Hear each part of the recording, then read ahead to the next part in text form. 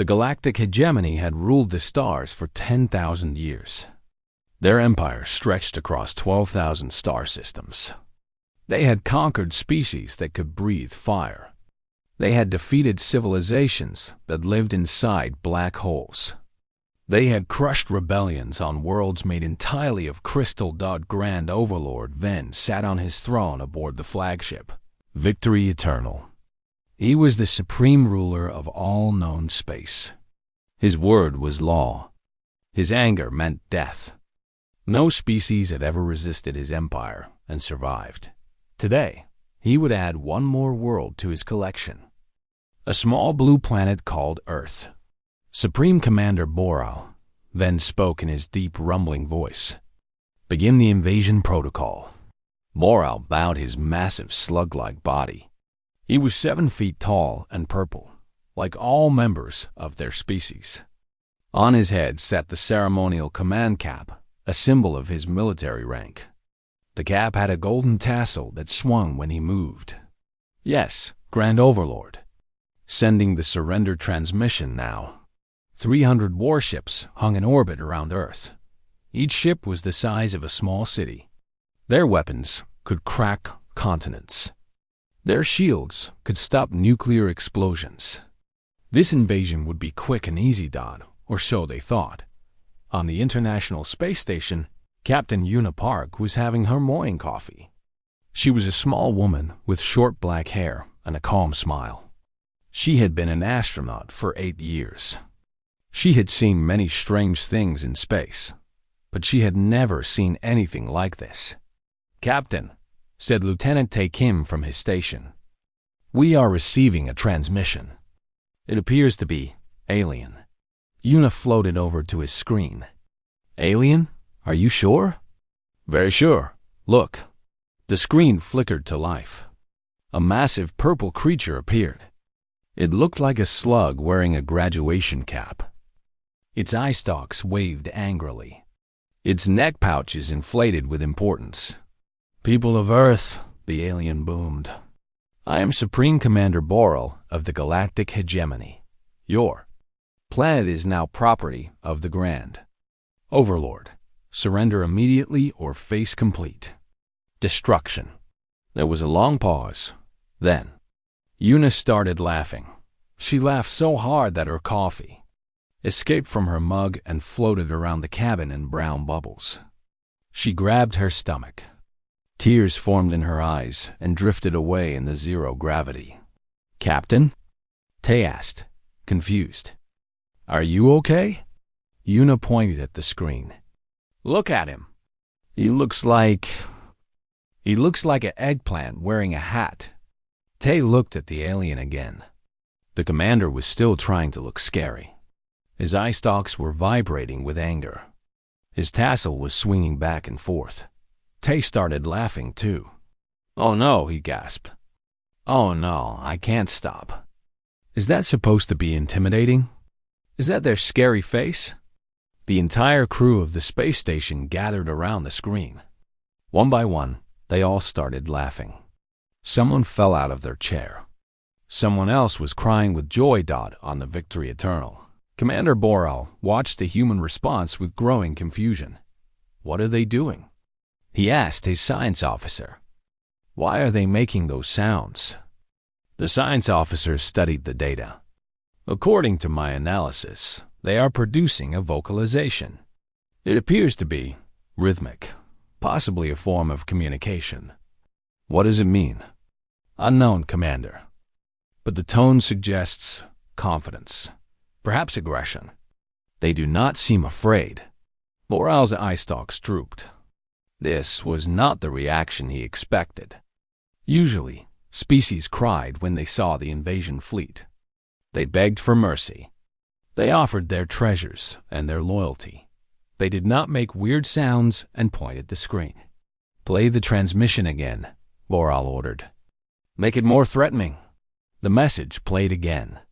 This time, Boral added footage of planets being destroyed. He showed images of conquered species in chains. He made his voice even deeper and scarier.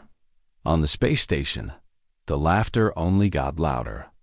"Oh my God, Yuna wheezed. Did he just add dramatic music? Like a movie villain? The explosions. Tei was holding his sides. The explosions are so fake-looking. My nephew makes better effects on his phone. Mission Specialist Jisoo Kang pointed at the screen. Wait. Look at the conquered aliens. Are they also wearing tiny hats? Why do they all have hats? The crew completely lost control. Someone was floating upside down, unable to move from laughing. Someone else had hiccups. Morrell watched all of this with growing horror. Commander, his assistant said nervously. The Grand Overlord is asking for an update. What should I tell him? Morrell thought carefully. He had never failed an invasion before. He had never met a species that reacted like this. He did not understand what was happening, but he could not look weak in front of his ruler. Tell the Grand Overlord that the humans have responded with aggression. They appear to be completely fearless. They may be more dangerous than we expected. Fearless, Commander? Yes, they are making strange battle cries. They are showing no signs of fear or submission. I recommend we proceed with caution. The message was sent to the Grand Overlord.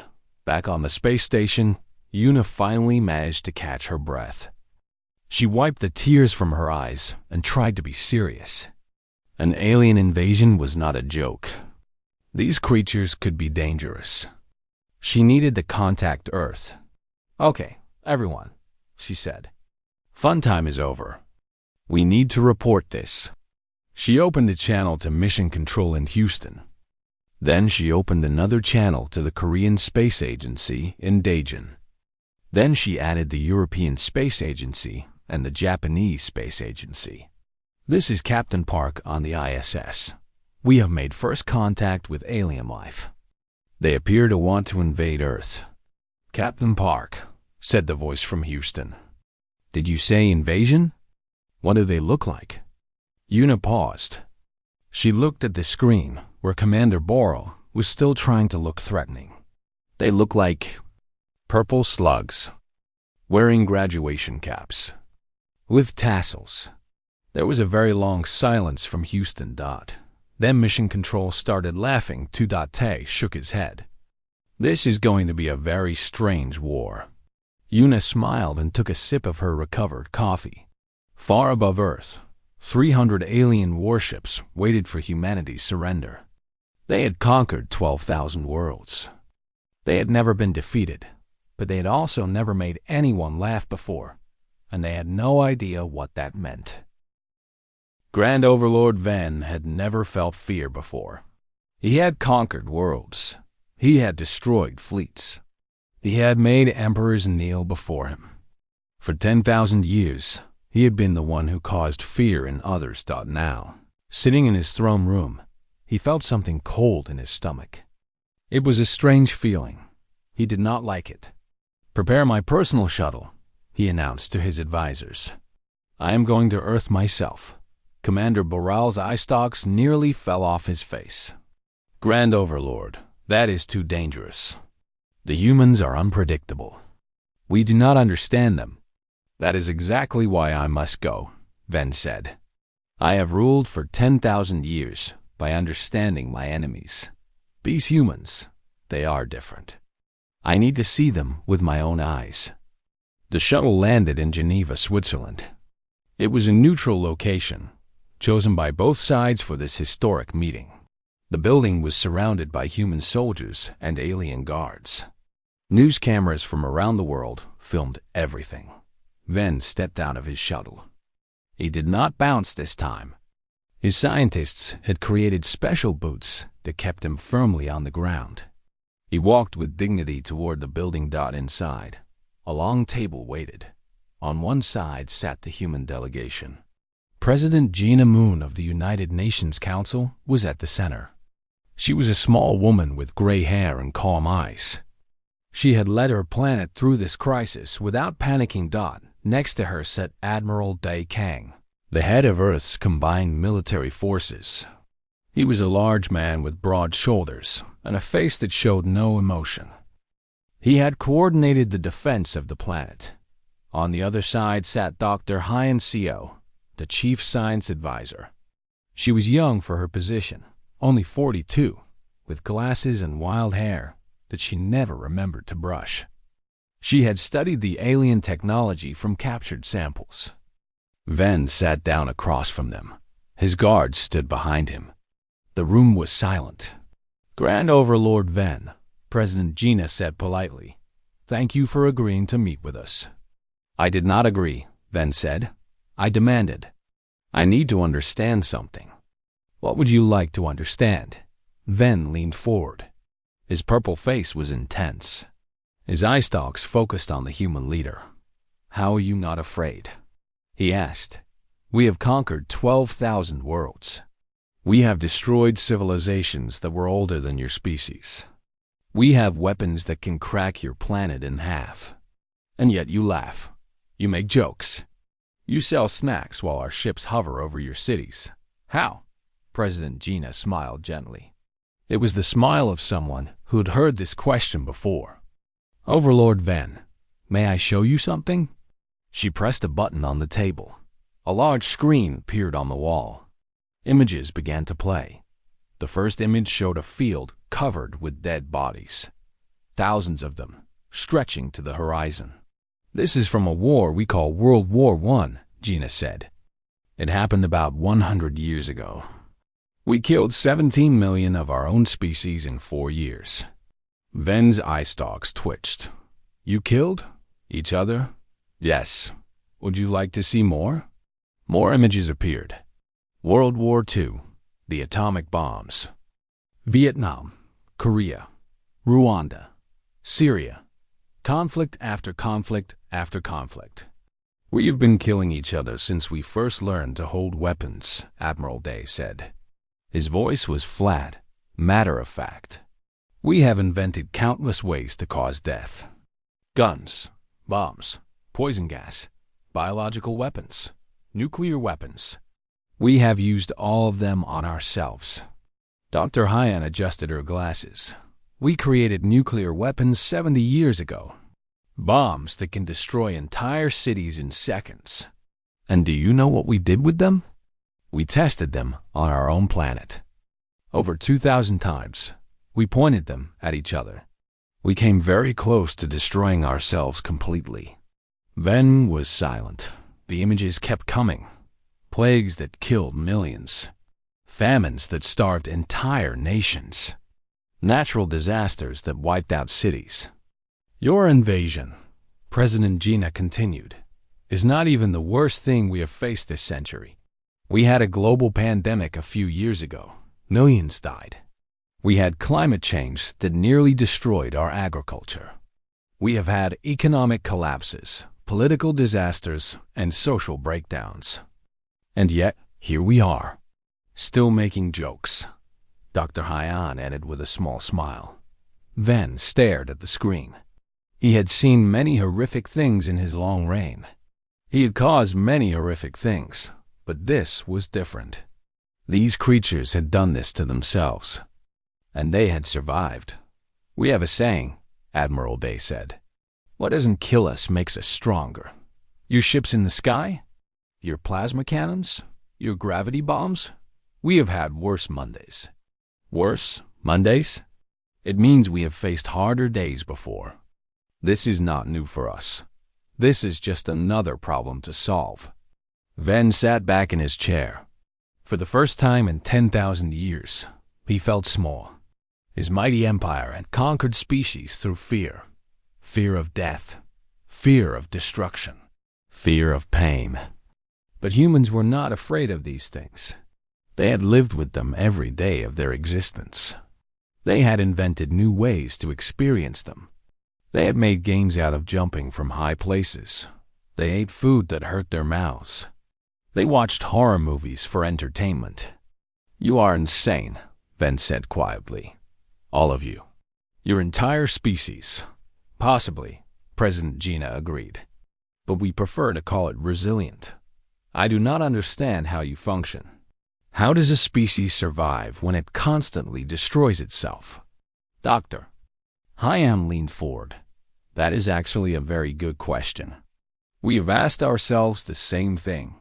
The answer, as far as we can tell, is that we always find a reason to keep going. No matter how bad things get, no matter how much we suffer, we always find hope. And often we find humor. Humor? Yes. Laughing at bad things makes them less scary. When we saw your ships, we were afraid. Of course, we were. But then we saw your graduation caps and we laughed. And suddenly, we were not so afraid anymore. Ven thought about this for a long time. His empire had ruled through fear for 10,000 years. But fear had limits. Fear could be overcome. Fear could become anger. Fear could become rebellion. Humor was something else entirely. How do you fight an enemy that laughs at you? How do you conquer a species that thinks destruction is just another Tuesday? You have given me much to think about, Ven said finally. I came here seeking weakness. Instead, I found something I do not fully understand. Take your time, President Gina said. We're not going anywhere, and neither are you, it seems. Perhaps we should discuss options that don't involve killing each other, such as trade, diplomacy, cultural exchange. We have coffee. It's a drink that gives energy and causes anxiety. Your soldiers would probably love it. Despite himself, Ven felt his mouth twitch. It was not quite a smile. His species did not smile, but it was something close. You are very strange creatures, he said. Thank you, said all three humans at once. That night, Ven did not sleep. He sat in his quarters and stared at the wall. He thought about his empire. He thought about fear. He thought about 10,000 years of conquest. And for the first time, he wondered if there was a better way. In Geneva, President Gina had a late dinner with Admiral Day and Dr. Hyan. Do you think he understood? Dr. Hyan asked. I think he's starting to, Gina replied. It's a lot to process. His entire worldview just got turned upside down. What happens next? President Gina took a sip of her tea. We wait. We keep talking. And if he decides to attack again, we make more memes. Admiral Day nodded. And prepare the actual weapons, too. Yes, those too. But I have a feeling we won't need them. Above Earth, 300 warships sat in silence. Their crews were confused. Their leaders were uncertain. For the first time in the history of the galactic hegemony, the outcome of a conquest was unclear. And somewhere on the planet below, someone was already making a meme about Ven's face during the meeting. Some things never changed. Grand Overlord Ven was not happy. He sat on his throne and read Commander Barrow's report again and again. The words made no sense to him. Fearless, he muttered. Aggressive. Battle cries. He threw the report across the room. What kind of species responds to invasion with battle cries? Do they not understand what we are? His advisor, a thin purple creature named Tosk, stepped forward carefully. Perhaps, Grand Overlord, we should try diplomacy first. Learn about these creatures. Find their weaknesses. Ven considered this. In 10,000 years of conquest, he had rarely used diplomacy. It was faster to simply destroy things. But these humans were different. They were strange. Very well, Ven said. Take a delegation to their planet. Speak with their leaders. Find out why they are not afraid. And Tosk? Yes, Grand Overlord? Do not fail me. Tosk bowed deeply.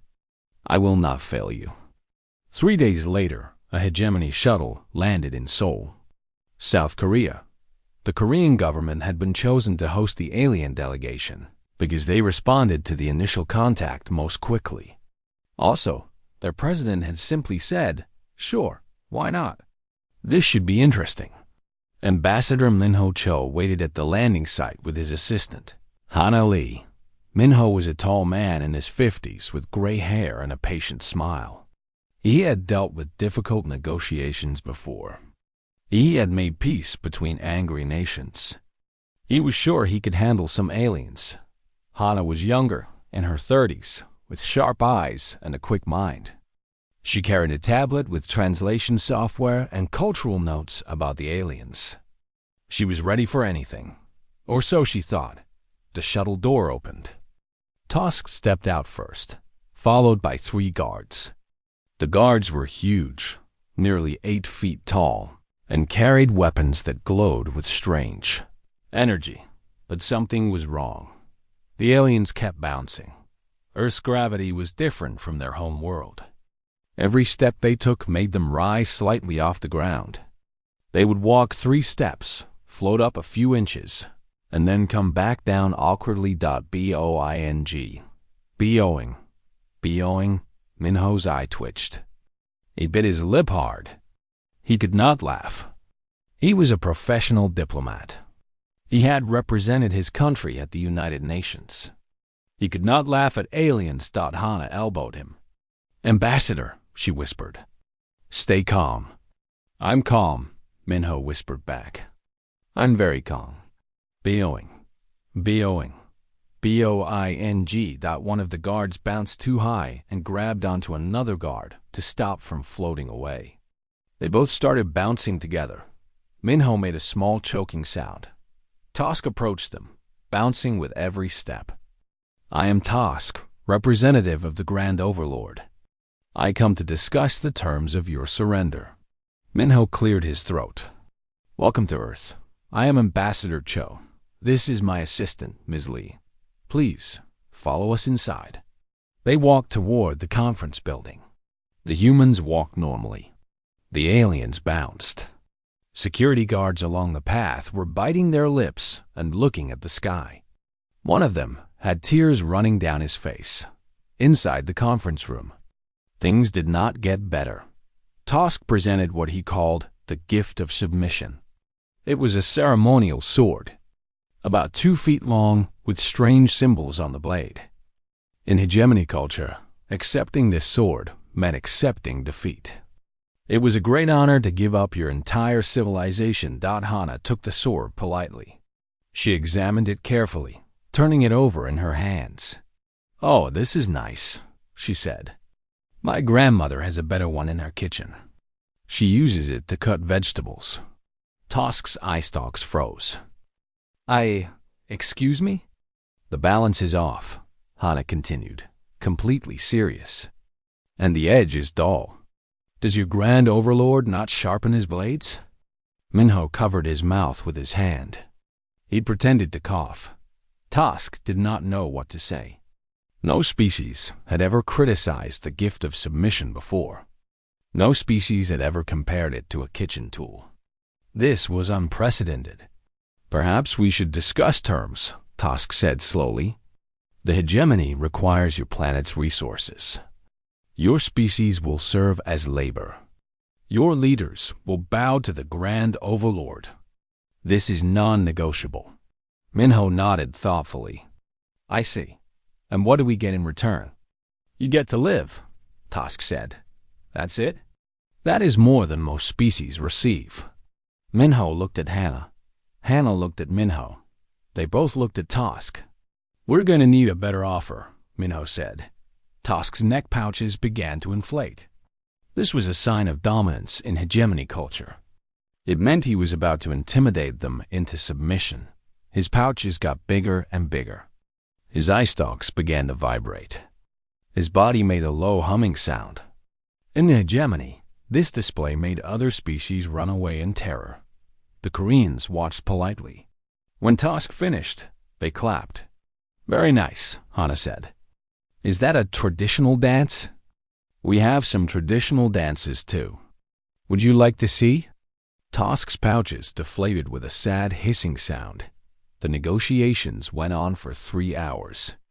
The aliens made threats. The humans asked questions. The aliens showed images of destroyed worlds. The humans asked if they had pictures from better angles. At one point, Tosk tried to explain that the hegemony had conquered species that could destroy stars. That's impressive, Minho said. We once had a man who ate 76 hot dogs in 10 minutes. Different kind of achievement, but still impressive. What is a hot dog? Tosk asked. It's food, Hana explained. Made from meat, possibly. We're not always sure. You eat meat of unknown origin? All the time. We also eat things that are spicy enough to cause pain. For fun, Tosk made notes on his tablet. His notes were becoming longer and more confused. He had pages about human eating habits, human gravity, human swords, and human clapping. By the end of the meeting, Tosk was exhausted. The humans had not surrendered. They had not shown fear. They had not even seemed particularly concerned about the 300 warships in orbit. Instead, they had offered to give the aliens a tour of Seoul. They wanted to show them something called street food and karaoke. Tosk did not know what karaoke was, but he was already afraid of it. That night, Tosk wrote his report to the Grand Overlord. He sat in his shuttle and stared at the screen for a long time before typing. The humans cannot be frightened, he wrote. They applaud displays of dominance. They criticize our ceremonial weapons. They eat food of unknown origin for fun. They respond to threats with polite questions. He paused and added one more line. I recommend extreme caution. These creatures are unlike anything we have encountered. They do not follow the rules of conquest. Far above, Grand Overlord Ven read the report. His purple face turned a darker shade of purple. This small planet was becoming a very big problem. If diplomacy will not work, he growled, then we will use force. Prepare the invasion fleet. We attack at dawn. Back in Seoul, Ambassador Minho and Hana were having dinner at a small restaurant. They were eating spicy noodles and laughing about the day. Do you think they'll attack? Hana asked. Minho shrugged. Probably. They seem like the type who don't handle rejection well. Are you worried? Minho slurped his noodles. A little. But I've seen humans survive many things. Wars, plagues, bad weather, worse leaders. I think we'll manage. Hana smiled and raised her glass. To managing, then? To managing. They clinked glasses as the alien warships prepared for battle above them. The hegemony was about to learn that humans were very, very good at managing. The invasion began at sunrise. 300 hegemony warships descended from orbit. Their plasma cannons charged with blue light. Their gravity bombs hummed with power. Their particle beams cut through clouds like hot knives through butter. Grand Overlord Ven watched from his flagship with satisfaction. Finally, the humans would learn fear. Finally, they would bow before his mighty empire. Target the major cities first, Ven commanded. Show them what we can do. Commander Boral hesitated. Grand Overlord, should we not wait for their surrender? Perhaps one demonstration will be enough. No, Ven said coldly. They had their chance. They laughed at us. They criticized our swords. Now they will burn. In Bisan, South Korea, General Seok-yoon stood in the Joint Defense Command Center. Screens covered every wall, showing data from satellites, radar stations, and ground observers. Hundreds of military officers worked at their stations. Major Nari Beek rushed to his side with a tablet. General, the alien fleet is in attack formation. They're targeting Seoul, Tokyo, Beijing, New York, London, and 12 other major cities. General Seok nodded calmly. He was an old soldier with a scarred face and steady hands. He had served in the military for 35 years. He had seen many battles, but he had never fought aliens before. What are our options? He asked. Our missiles can reach their ships, but their shields are very strong. Our jets are faster than their fighters, but their weapons are more powerful. We can defend, but a direct war will cause massive damage. General Seok rubbed his chin. What about our other weapon? Nari blinked. Other weapon, sir? The internet. Nari stared at him. Then she slowly smiled. Within 1 hour, humanity launched its secret weapon. Not missiles. Not bombs. Not soldiers that memes dot across the world. Millions of humans saw the alien invaders for the first time. They saw the purple, slug-like creatures. They saw the graduation caps. They saw the bouncing walk. And they did what humans do best. They made fun of it. In Japan, someone photoshopped Grand Overlord Ven into a cooking show. He was wearing an apron and holding a spatula. The caption said, "Grand Overlord wants you to try his new recipe for world domination." In Brazil, someone created a video of the alien warships set to cheerful dance music. The ships seemed to be dancing in formation. In America, someone drew the aliens as cute cartoon characters. They had big eyes and tiny hats. They were selling lemonade at a stand that said, "Surrender or else." In Korea, someone auto-tuned Commander Boral's threatening speech into a pop song. It became the #1 hit on music charts within hours. The meme spread across the galactic network. The hegemony had connected all 12,000 of their conquered worlds to a single communication system. This meant that every species under their control could see the images, and everyone started laughing. On a planet called Verak 7, the enslaved population saw the memes and began to chuckle. For the first time in generations, they felt hope. On the mining world of Keth, workers stopped their labor to watch the videos. They shared them with each other. They began to whisper about rebellion. On the hegemony homeworld itself, young aliens watched in shock. They had been taught that their empire was feared and respected. Now they saw their leaders being turned into jokes by a species that had not even left its own star system. Commander Boral received reports from across the fleet. Morale was collapsing. Soldiers were distracted. Some were even laughing at the memes themselves. "Commander," a young officer said nervously, "my squad is asking questions. They want to know why the humans are not afraid. They want to know if maybe we are the ones who should be afraid." Boral's eye stalks trembled. "Tell them to focus on their duties. We are the hegemony. We do not fear anyone." But his voice lacked confidence. On Earth, the invasion was becoming a spectacle. News cameras filmed the alien ships hovering over cities. Reporters interviewed experts about alien biology. Food vendors sold snacks to crowds of people who had gathered to watch in Seoul. A grandmother named Mrs. Kim set up a table near the main viewing area. She sold rice cakes and tea to the observers. Business was very good. "Are you not scared?" A young man asked her as he bought some rice cakes. Mrs. Kim shrugged. "I survived the war in 1950. I survived the economic crisis in 1997. I survived raising 3 children. Some purple vegetables in the sky are not going to scare me." The hegemony fired their first warning shot. A plasma beam struck an empty field outside Moscow.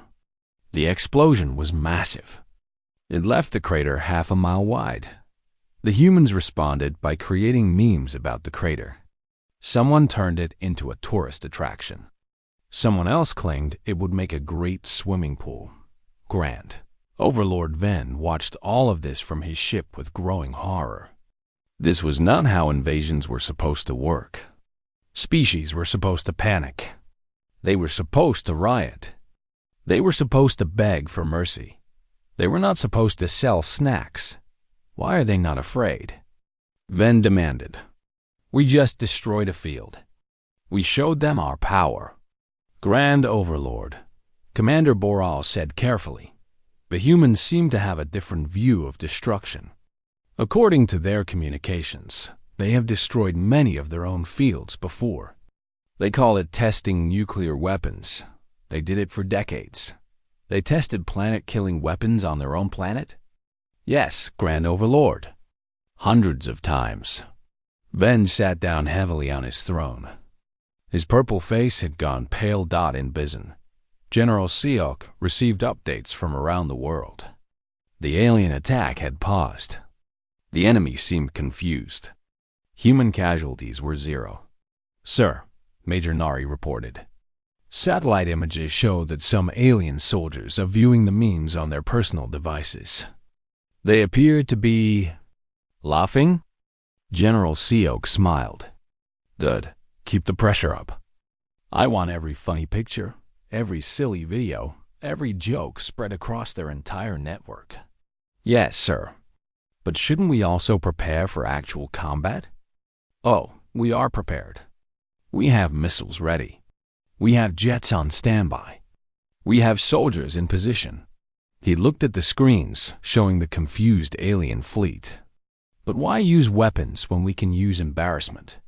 By the end of the day, the invasion had stalled completely. The hegemony ships still hung in the sky, but they had stopped attacking. The soldiers were demoralized. The commanders were arguing about what to do and across 12,000 worlds. Billions of creatures were laughing at the mighty empire that could not conquer one small planet. That night, Grand Overlord Ven called an emergency meeting with his commanders. We cannot destroy them, he admitted. Not without destroying our own reputation. The entire galaxy is watching. If we fail here, every conquered world will begin to question us. Then, what do we do? Commander Boral asked, then was silent for a long moment. Then he said something he had never said before in his entire reign. We talk to them. We ask them how they do this. We find out what makes them so different. On Earth, humans went to sleep that night feeling strangely proud. They had faced an alien invasion and responded with jokes. They had turned fear into laughter. They had shown the universe that humans were not easily scared. In Bizon, General Seok looked at the quiet alien ships in orbit. He knew the war was not over, but he also knew something else. They don't understand us, he said to Major Nari, and that scares them more than any weapon. Nari nodded. What do we do now? We wait, we make more jokes, and we see what happens next. What happened next would change the galaxy forever. 1 year had passed since the invasion that never really happened. Grand Overlord Ven stood at the window of his ship, looking down at Earth. The planet was still blue and green, still spinning peacefully, still filled with those strange creatures who had taught him something new. He was no longer Grand Overlord. He had given up the title 3 months ago.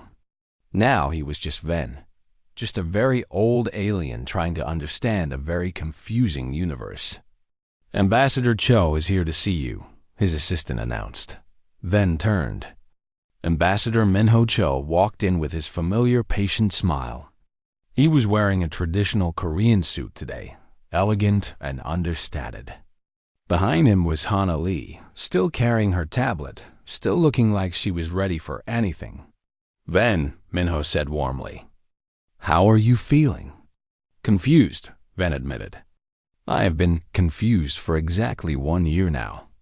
I do not think it will ever stop. Hannah smiled. Confusion is normal. Our scientists call it learning. They sat together near the window. Outside, ships from both species passed by peacefully. Human vessels were smaller, but faster. Hegemony vessels were larger but slower. Together, they looked like a strange dance in the stars. So much had changed since that day in Geneva.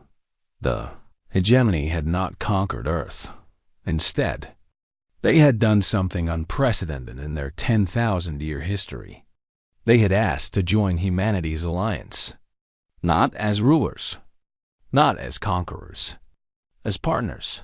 The decision had shocked the entire galaxy. Commander Boral had been the first to suggest it. After months of failed invasion attempts and endless memes, he had approached Ven with an idea. If they could not beat humans, maybe they could learn from them. Our empire rules through fear, Boral had said. But fear has limits. Species obey us because they are afraid. But the moment they stop being afraid, They rebel. We have crushed 3,000 rebellions in the last century alone. It is exhausting. What is the alternative? Van had asked. The humans seem to have an answer. They call it cooperation. They say it works better than conquest. So the hegemony had tried something new. They released the species they had enslaved. They opened their borders. They shared their technology. It was not easy. Many in the hegemony resisted the change. But slowly things began to improve. Now, 1 year later, the galaxy looked very different. Ambassador Minho Cho had become humanity's representative to the Galactic Council. This was the new governing body that replaced the hegemony's iron rule. Representatives from hundreds of species met together to discuss trade, peace, and the future. Minho found the job both exciting and exhausting. Aliens had very different ideas about time, food, personal space, and almost everything else. But he approached each challenge with the same patience he had shown during the invasion. Hana Lee was his constant partner. She had become famous across the galaxy for her sharp tongue and fearless attitude. When one alien diplomat tried to intimidate her with a threat display, she had calmly asked if he needed medical attention. The video had gone viral. Former Commander Boral had found an unexpected new career. He had retired from the military and moved to Earth. Now he ran a small restaurant in Seoul that served fusion cuisine, mixing hegemony dishes with Korean recipes. His specialty was something he called Galactic Bibimbap. It contained vegetables from 3 planets, meat from 2 species of space cattle, and a sauce that was slightly radioactive. Certain adventurous humans considered the radiation a feature, not a problem. It adds a nice tingle, one regular customer explained. Like electricity, but tasty. Boral did not understand humans. He had stopped trying, but he enjoyed feeding them. Mrs. Kim, the grandmother who had sold rice cakes during the invasion, was one of his most loyal customers. She came every week, complained that his portions were too small, and demanded extra sauce. Boral found her terrifying and wonderful. Captain Unipark was still on the International Space Station, but it looked very different now. The station had been expanded with both human and alien technology. Scientists from a dozen species worked together, studying stars, planets, and the strange mysteries of the universe. Lieutenant Tae Kim had been promoted and now commanded his own ship. He had led the first joint human-alien exploration mission to a distant star system. They had discovered 3 new planets, 2 new species, and one very confused space whale that seemed annoyed by all the visitors. General Seo Kyun had become the head of the new Galactic Defense Force. His job was to protect all species from threats, both known and unknown. He approached it with the same calm determination he had shown during the invasion. Major Nari Beek was his second in command. She had developed new strategies for galactic defense that combined human creativity with alien technology. Her most famous tactic was called overwhelming friendship. It involved drowning potential enemies with so much cultural exchange that they forgot why they were. Angry. President Gina Moon had retired from politics and now taught at a university. Her course was called How to Laugh at the Apocalypse. It was very popular. Dr. Hyen Seo had won the first Galactic Science Prize for her work on translation technology. Her invention allowed any species to communicate perfectly with any other species. The implications were enormous. For the first time in history, everyone in the galaxy could truly understand each other. They could also truly misunderstand each other, which led to some interesting diplomatic incidents. But that was part of learning, and Ven himself had become something he never expected. He was a student. He spent most of his time studying human culture. He was particularly fascinated by Korean dramas, which he watched constantly. The emotional storytelling devastated him in ways conquest never had. He often called Minho late at night to discuss plot developments and character choices. "I do not understand," he said once, his eye stalks wet with tears. "Why did she not tell him how she felt? They could have been happy." Minho had patted his purple shoulder gently. "That's the drama, Ven. It wouldn't be interesting if things were easy. Your species enjoys sadness for entertainment. We enjoy feeling things. Anythings. Even sad things." Ven shook his head. "Humans are impossible to understand." "You're getting there," Minho said. "Give it another 1,000 years." Now, 1 year after the invasion, Ven looked out at the galaxy he had once ruled with fear. It was changing. Species that had been enemies were becoming friends. Trade routes were opening. Cultural exchange was flourishing. There were still problems. There would always be problems. Some species refused to join the new order. Some conflicts could not be resolved with memes. Some wounds took generations to heal. But for the first time in 10,000 years, there was hope. Minho then said quietly, "Do you ever regret how things turned out?" Minho considered the question. "You mean, do I wish you had conquered us properly?" "Yes, perhaps things would have been simpler." Minho laughed. It was the same laugh that had confused the hegemony on that first day of contact. The dominance vocalization. The war cry. The thing that meant nothing and everything at the same time. "Ven," Minho said, "humans don't do simple. We do complicated, messy, confusing, and occasionally ridiculous. That's how we survived this long. And the jokes? The memes? The constant humor in the face of death? That's how we stay sane. Or at least, how we pretend to be sane." Ven's mouth twitched. It was almost a smile. His species was learning to smile. It took practice. "I have a final question," Ven said. "Go ahead. In your opinion, who really won the invasion?" Minho thought about this for a long moment. He looked out at the galaxy full of ships and stations and planets and species, all trying to figure out how to live together. "Everyone," he said finally. "Everyone who didn't die. Everyone who learned something new. Everyone who made a friend they never expected to make. That's how humans measure victory. Not by who conquered what, but by who survived and grew." Ven nodded slowly. It was a strange philosophy. A confusing philosophy. A very human philosophy. He was beginning to understand it. Hana's tablet beeped. She looked at it and groaned. "What's wrong?" Minho asked. "Someone made a new meme. It's Ven's face from the Geneva meeting combined with a cat. It has 5 million shares already." Ven sighed.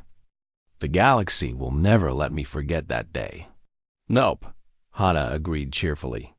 "Welcome to humanity, where nothing is ever forgotten, everything is funny, and the chaos never ends." Ven looked at the 2 humans who had become his friends. Behind them, through the window, Earth spun slowly in the void. A small blue planet that had changed everything. "I think," Ven said carefully, "that I am beginning to enjoy the chaos." Minho smiled and patted his shoulder. "Now you're getting it." And somewhere in the galaxy, another meme was being created. Another joke was being shared. Another species was learning to laugh. The universe would never be the same. And that was exactly how humans liked it.